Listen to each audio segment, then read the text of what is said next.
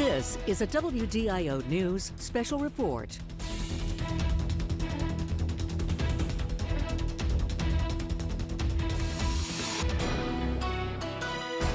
You will need to press star 1 on your telephone. Please be advised that today's conference is being recorded.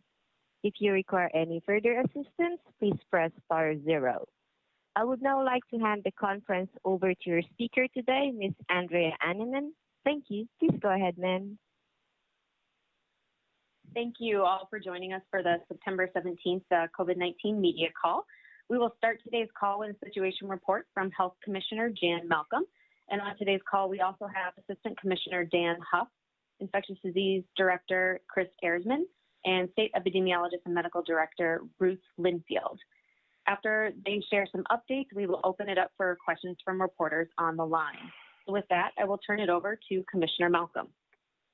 Thanks, Andrea, and good afternoon, everyone. This morning's global totals were over 29.8 million cases of COVID-19 disease and 941,000 global deaths. In the United States, we are now over 6.6 million laboratory confirmed cases of COVID and 196,000 deaths. Here in Minnesota, we had an additional 931 positive cases yesterday on a volume of 19,532 lab tests. There have been only 2 other days since the start of the pandemic with higher case counts than what we are announcing today. However, notably, both of those prior high case days had significantly lower test volumes. Sadly, we received reports of an additional 9 fatalities from COVID-19 in Minnesota yesterday, 6 persons in Hennepin County and 1 each in Anoka, St. Louis, and Dakota. This total includes 5 people in their 90s, 1 each in their 80s, 70s, 60s, and 1 person in their 40s. 242 patients are currently in the hospital, 132 of those in intensive care. As mentioned, yesterday was a high testing day of 19,532. The weekly change in testing is an increase of 7.3% in total test volume over the prior week. And in that same time period, cases have gone up 5.5%. Both of these numbers are improvements from the prior week. Our 7-day average test positivity rate is now 4.7%. Just as a reminder, that is as of September 8th, which is the last day before the data lag period that we are letting additional data come in during that lag period. So as of September 8th, test positivity was 4.7%, again, an improvement over the prior week. Today, we are announcing that next week we'll be launching a 4-week push to increase access to what we refer to as no barrier COVID testing. Over these next 4 weeks, we will be holding 3 to 6 separate community testing events each week spread throughout the state. We'll be working very closely with local public health partners and other community organizations to set up and run these events. Each of these events will be open to everyone. We describe them as no barrier testing because they're intended to be open to anyone who feels they need to be tested, whether they have symptoms or not, if they believe they were exposed to anyone who tested positive for COVID-19 or may have been. You don't need to have insurance or an ID. We just need your name and a way to contact you with your test results. Our goal here is to get out into the community to do as much targeted testing as we can with appropriate public health follow-up after we get the test results to investigate cases, talk to contacts, and help people to achieve the necessary isolation and quarantine to do what we can to stop this disease from spreading further. With that, I'd like to turn it over to Assistant Commissioner Dan Huff to describe the statewide testing efforts in a little more detail. Dan? Thank you, Commissioner. There are a number of reasons for this increased testing effort. First, this is in response to increased levels of community spread that we are seeing statewide.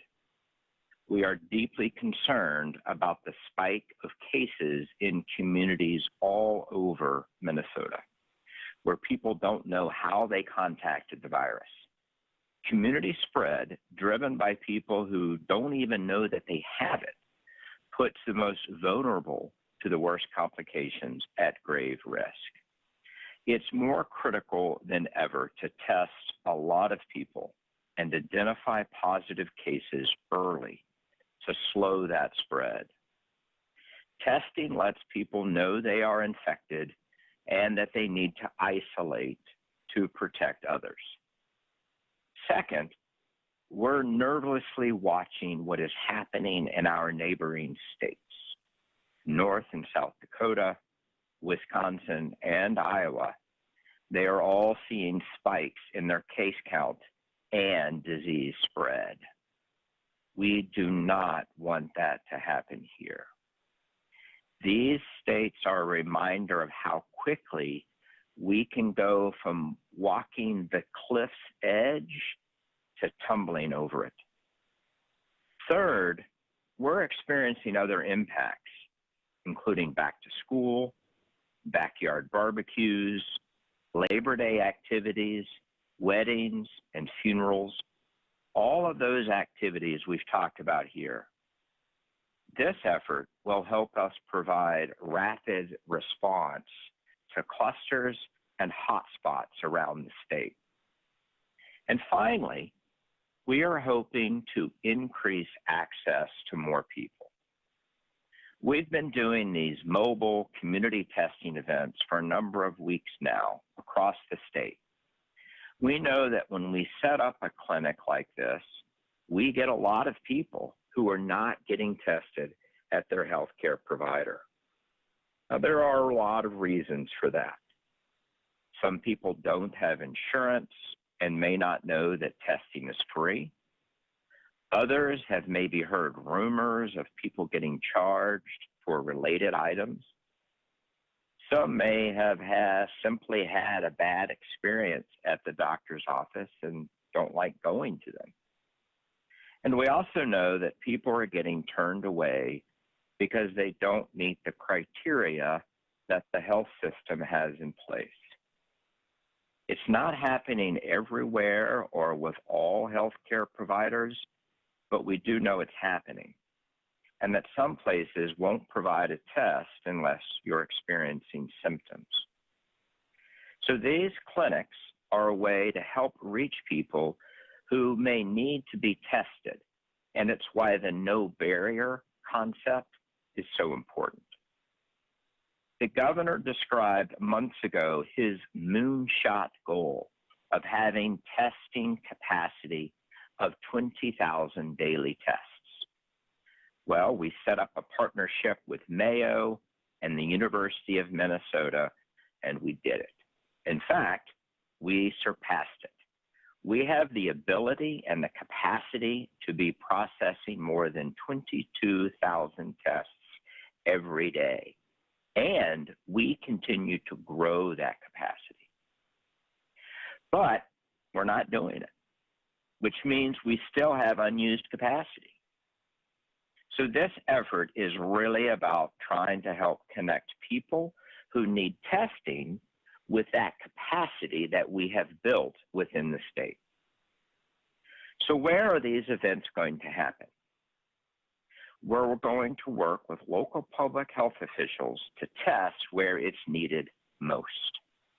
We're using testing data to identify communities experiencing workplace clusters. We're looking at communities close to bordering states. And we are looking at places that may not have as much access to testing and hasn't yet had a large-scale event offered. This will help increase the geographic balance of testing across Minnesota, making sure that all Minnesotans have access and allow us to respond where the health risk is greatest. The first week of targeted testing will occur in Grand Rapids, Pine City, and Waseca. These will occur next week. We're already working with local health officials in these towns to get the word out so you can begin to sign up. As we firm up the locations and dates for subsequent weeks, we'll be sharing those as well. We know the general communities we're going to, but we're working with local officials to lock in the best date and location. Increased access to testing and identifying positive cases as early as possible is a critical way to keep schools and the economy as open as possible. Helping someone find out they are positive early helps them protect others, but positive cases staying hidden causes more spread and more detrimental impact to our schools, our economy, and our people. By mid-October, we will have semi-permanent saliva testing sites set up across the state. That will also increase access to testing. This targeted push that we're talking about today, this will help bridge the gap until we have those more permanent sites established. Now, this targeted push is really a continuation and expansion of the strategy we've been deploying with our community testing events already. Part of the reason these events are so successful is because of the partnership with local health officials. It means the volunteers, people running the events, they're all local community members. And we know that that really helps us all feel more comfortable and eases distrust when we see a familiar face. We will also be supported by the National Guard to do these events. The National Guard will be there to provide staffing and logistical support. We'll use armories in some areas for testing events where possible. And similar to what I just said, National Guard members come straight from the community and are invested in their community's health. We are so grateful for their support in this effort. With that, I'd like to turn it over to our state epidemiologist and medical director, Dr. Ruth LYNFIELD. Dr. LYNFIELD? Thank you very much, Assistant Commissioner Huff. I wanted to talk to you about a morbidity and mortality weekly report, also called an MMWR, coming out from CDC today that highlights some testing and infection prevention efforts in 2 skilled nursing facilities in Minnesota. We know COVID-19 can spread quickly in congregate settings, like skilled nursing facilities. This report describes how repeat or serial testing of residents and staff was done at 2 facilities that were having COVID-19 outbreaks earlier in the pandemic. Repeat testing is beneficial in settings like these because you can catch cases who may initially test negative but then test positive later on, or catch cases where someone does not have symptoms. That can be extremely important in a facility to help make sure cases are isolated quickly to stop spread. We found after serial testing that 2 of 3 residents and 1 of 3 healthcare workers had COVID-19 in these 2 facilities.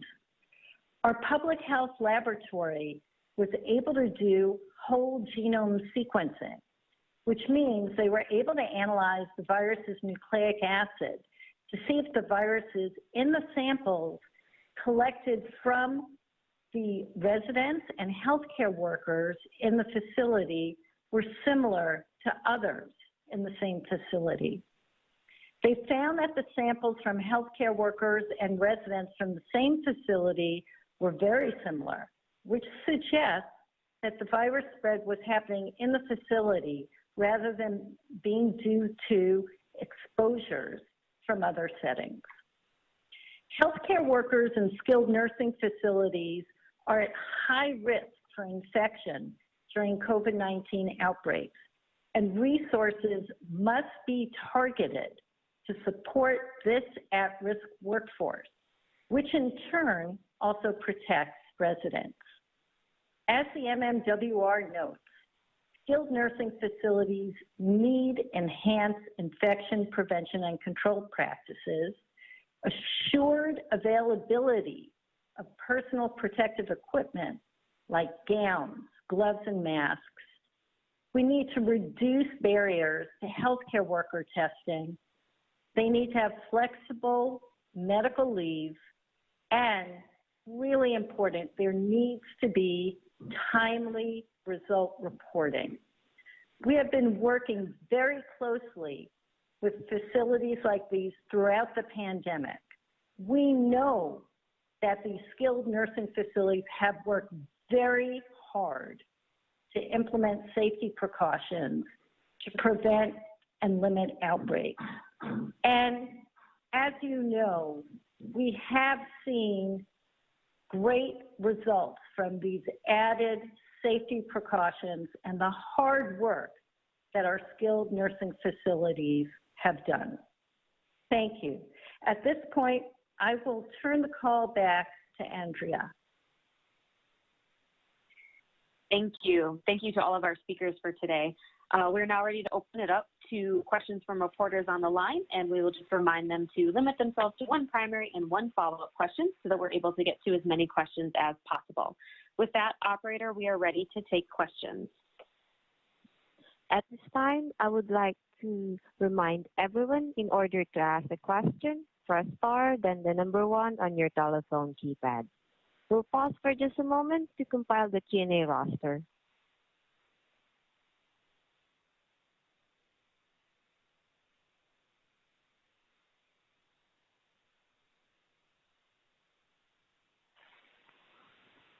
Your first question comes from the line of Bree Levine from WCCO-TV.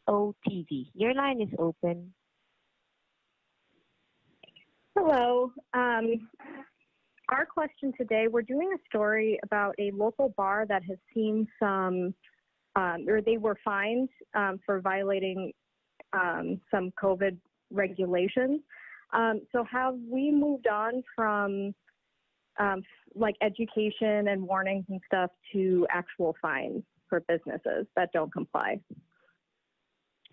This is Commissioner Malcolm. I'll start and then ask Dan Huff to add anything that he would care to. We certainly are continuing to emphasize education and collaborative working with and advice to businesses of all types, proprietors of bars and restaurants, and absolutely need to keep reinforcing the importance of public compliance with the health guidance as well. The way the process works is that it's actually a several stage process. So before a business is fined, they are given multiple chances they're given specific recommendations, pointing out where the deficiencies were found in the inspection from the health guidance or from the governor's executive order, and only after kind of a repeat visit on the third visit, I believe it is, and Dan can certainly correct me if I'm misstating anything, then the enforcement action begins, but only after a couple of consultations with the enterprise. Dan, did I get that pretty much right, or what would you add? Yes, Commissioner. I will say that for any particular case, that is an open case, we don't discuss. But for our general policy, we always want to find compliance in the least obtrusive way possible. However, as with any enforcement action, we always reserve the right to, as needed, and within the guidelines of all of our current departmental policies, enact stricter fines. This is a serious disease. We know that. It's there's no vaccine, there's no cure, and it's contagious. Everyone needs to do their part. We continue to work with our bars and restaurants, but it is important, and that's why we have begun this ramped up outreach and enforcement. It's important that every owner and every customer take it upon themselves to be out safely. Thank you. One more follow-up. Can you explain what kinds of things that these inspectors are looking for when they go to a restaurant or bar, and what's more likely to lead to a fine rather than a warning? I know you talked about like the 3-strike thing, but like what are those things that they're looking for? Dan, Yeah, so this is Dan. Yeah, sorry, Commissioner. This is Dan Huff again. So we're looking at compliance with the governor's executive orders that were given when bars and restaurants were reopened, and the guidelines set forth to make sure that they're operating safely. These include all staff must be masked, all customers need to be masked when they're not actively eating or drinking. Customers need to be seated, and they need to be seated in a way that socially distances. Customers need to be seated in small groups. We have all establishments have a reservation or sign-up list so that we know that they're controlling the capacity, that we don't have overcapacity, that they all have their COVID preparedness plan that provides for safety of the workers. Some of the things that may result in more quickly ratcheting up compliance issues are if we've had previous complaints or if there have been previous history of noncompliance, or if there are issues that directly impact worker safety. Thank you.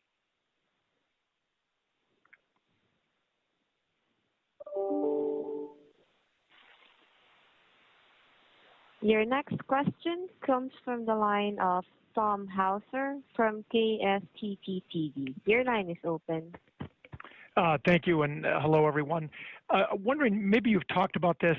I don't know if you had advance word about it yesterday on the call, but your thoughts about the value of the new Mayo Clinic modeling that right now is going to show in real time where there's new cases, but they'll, in the next week or two, roll out a predictive modeling for COVID cases.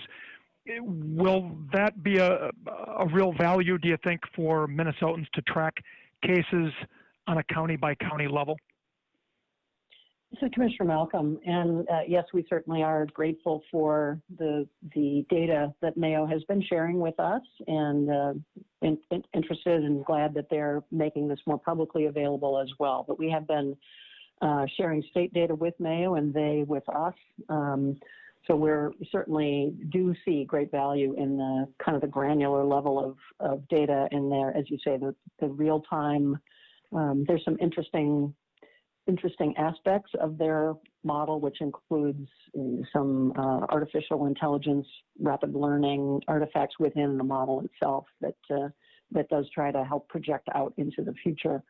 And I think what we understand from the Mayo folks is that they found this extremely useful for helping to project the need for hospital care.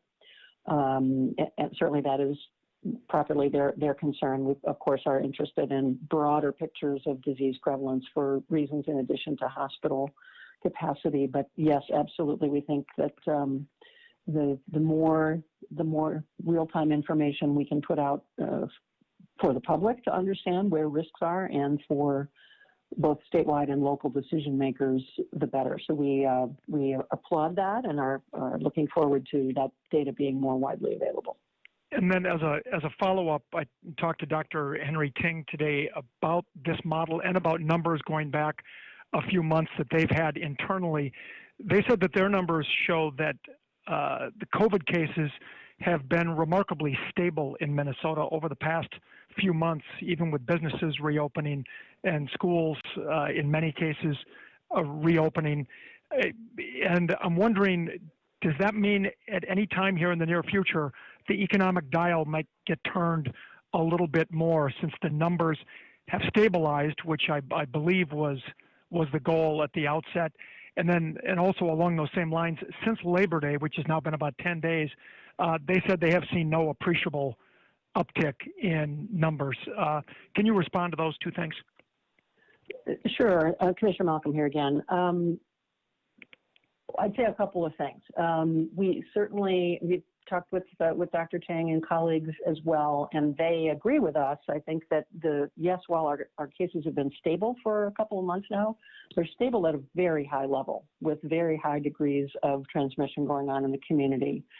And as we've talked to Mayo, they've affirmed how quickly conditions can change, and that there is sort of it's good that things have been stable. And I think we've talked about that on this call, that it's good that we're not seeing, exponential growth on top of these high case levels, but the high case levels make us very vulnerable to, if there is really a further upsurge in cases, that exponential growth could happen quite quickly. And Mayo has pointed out that they've seen that in many regions where, again, the growth trajectory can change really quickly.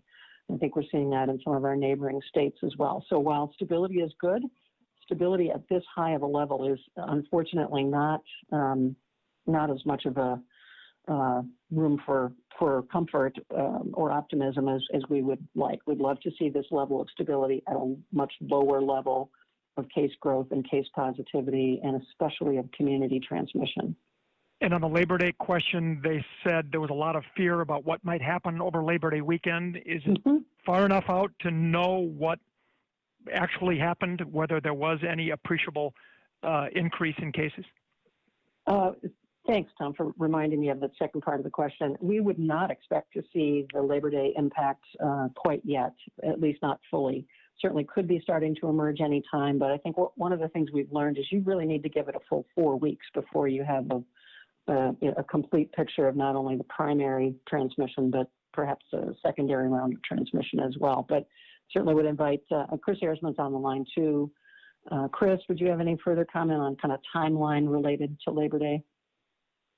Nope, you said it well. I was saying with my muted phone, oh no, we need more time. It's too soon to be able to make any determinations on Labor Day. And I think just to harken back to 4th of July, what we saw was we started to see increasing numbers of cases after the holiday, but then we saw that, as the commissioner alluded to, that secondary spread and additional spread that was compounded in the weeks following. So yeah, at this point, it's a little too early to feel good about where we're at post-Labor Day.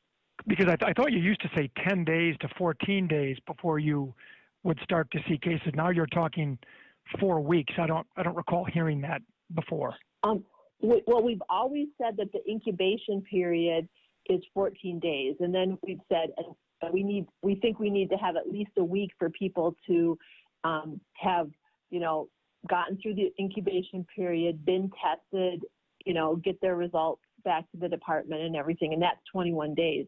But what we've seen is that while we may start to see activity at that point, that isn't the true extent of everything that will or could be happening. It takes longer than that. So we've always said 21 days. What you may be thinking of is we talk about the fact that most often within that incubation period, people may start to see symptoms at 5 to 7 days, and then we'll often, if they don't, we'll often encourage someone who knows they have been exposed to consider being tested again at 10 to 12 days. But we want to make sure that people realize the incubation period is 14 full days, and then we were adding on time for testing results, that type of thing. I hope that clarifies. It does. Thank you.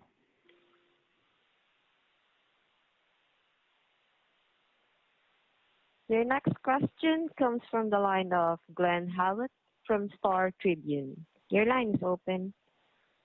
Hello. Are you targeting these testing events at places where you expect to find positive cases due to circumstances on the ground? Yeah, I think I'll ask Dan to comment as well, but I think that what goes into selecting those sites are a number of factors. The epidemiologists are kind of helping to advise where testing might be helpful to get a good statewide picture. Some of these are border communities, as we see what's going on in our neighboring states. Some are where there are currently clusters, hotspots potentially that we want to get an early look at. And some are particular communities that we just haven't seen a lot of testing in, that we're just eager to kind of get out there and make sure that that testing is available to communities that haven't seen a lot of it. So Dan, what else would you ask? Thank you, Commissioner. In addition to that, I would say that we're always monitoring where we're having outbreaks. But we also look at what are the conditions that created those outbreaks, and we think, okay, where else in the state might we see those? How do we get ahead of that? Our goal is to always get early in the curve so that we can stop it by having folks who are infected isolate, and then we could do tracing with their contacts and have them quarantine. But we also we use what's called a social vulnerability index, because we know that this disease is disproportionate in its impact for our communities of color as well as low-income folks. We look at where there's access to testing and where there's not access to testing.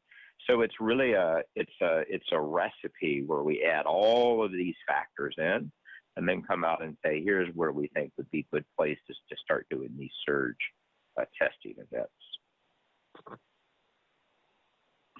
And currently, the dial back dashboard says that the percent of cases, community cases with no known contact, is about 35%. Is this an initiative to try to bring that number down?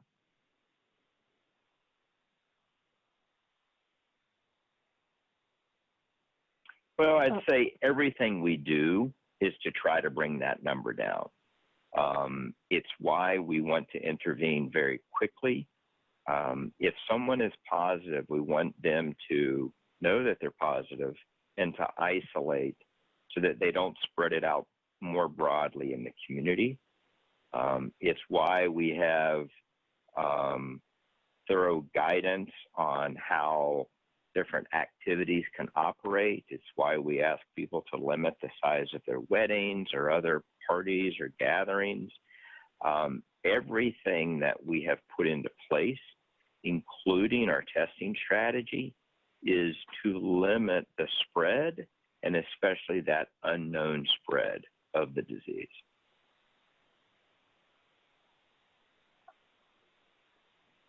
Thank you. Your next question comes from the line of Darren Svensson from Cato Radio. Your line is open. Thank you. My question is related to the 14-day rolling average of cases per 10,000 that your department released earlier today, and its connection to recommendations on how schools should proceed. In my area, Blue Earth County and Waseca County are two of the top three counties in that category in the state. Our largest school district in this area is the Mankato School District, and that district covers multiple counties. With a case like that, with one county reaching the threshold for total distance learning, but the other counties as a part of that district not reaching that threshold, what recommendations do you make to a district in that situation?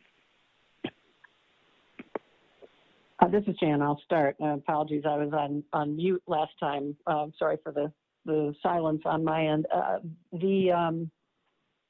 think it's a good reminder that the county level case growth rate is a starting point for the discussion.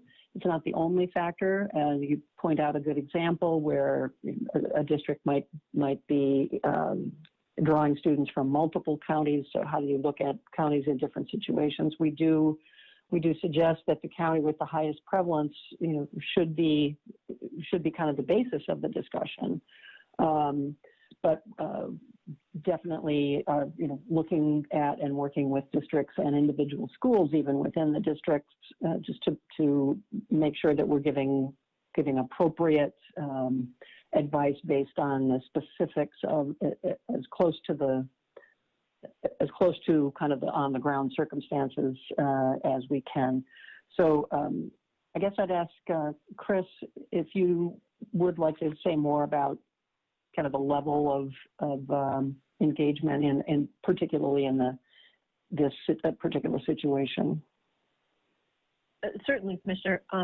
Yes, our teams have been very engaged with the Mankato area public schools, and we have been monitoring the data, and certainly, you know, we've been seeing what's been happening with the rolling averages. But as the Commissioner said, we're looking at what's happening at the community level, but we're also making sure that we're looking at what's happening within the schools. And it's important that as we look at the community data that we take into account what may be driving that. And if there are certain situations that may be driving numbers up, that's an important consideration as we look at the data.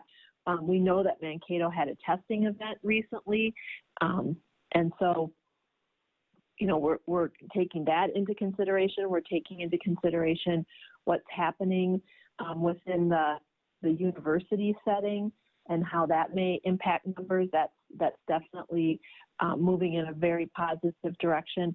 So all of those things are being taken into consideration as our regional teams work with the school district.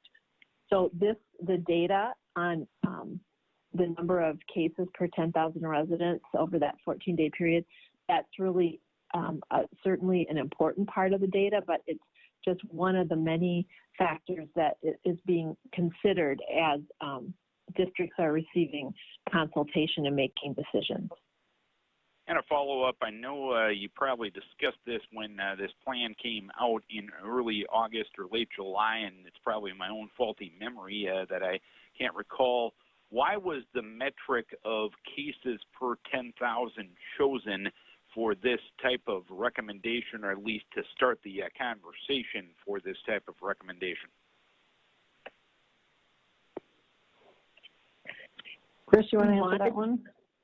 Sure. We wanted to make sure that we were looking at what was happening within the community and at a fairly granular level per 10,000 residents, so it was meaningful across the state.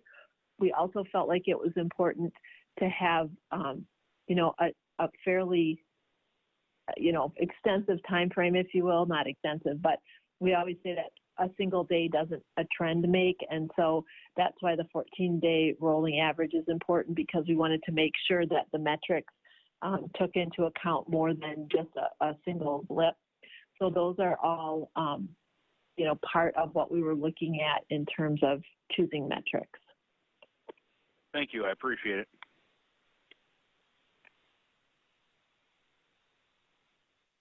Your next question comes from the line of Jennifer Bredo from ABC 6 News. Your line is open. Hi, thank you. I just have a quick follow-up question for Dan. You said the first week of targeted testing is going to take place in Grand Rapids, Waseca, and what was the third one? That was Pine City. Thank you. Operator, we have time for one more question. The last question comes from the line of Heidi Wigdal from KARE 11. Your line is open. Hi, I know you guys touched on this a little bit, but I know some places say they'll test people who have been in close contact with someone who tested positive for COVID. But then when they take a questionnaire, they're told they're not eligible for a test, and even this has happened with people who have symptoms. So I know community testing is one way we can reduce some of these barriers, but even then registration can fill up. So I'm just wondering if you've been able to talk to some of these COVID testing sites about, you know, why people aren't eligible, or how can we improve access so more people are able to get those tests? This is Jan. I appreciate the question. It's a really good point. We do continue to try to work as a whole statewide connected system to make sure that we can move capacity for testing around the systems to help the health systems fully utilize their own capacity as well as additional state capacity to make it easier for the patients and the communities that they are serving to get testing. We've talked about the fact that, and I think Dan mentioned in his comments, that systems are making prioritization decisions based upon their own situation, but we are also trying to work with them to help build up that capacity, or to just make it as easy as possible if they can't meet that testing need, to make it as easy as we can for the patients in the communities to find access to testing really quickly. Because you're right, it's the community testing sites are, I think, very much enthused about this strategy, but it's not a sufficient strategy. We need to have kind of regular sources of testing be as available as possible too. All right, thank you. Thank you, and that's all the time we have for today. If you had a question that you were not able to have addressed, you can reach out to our office. Thank you all for joining us, and we will talk to you again soon. This has been a WDIO News Special Report.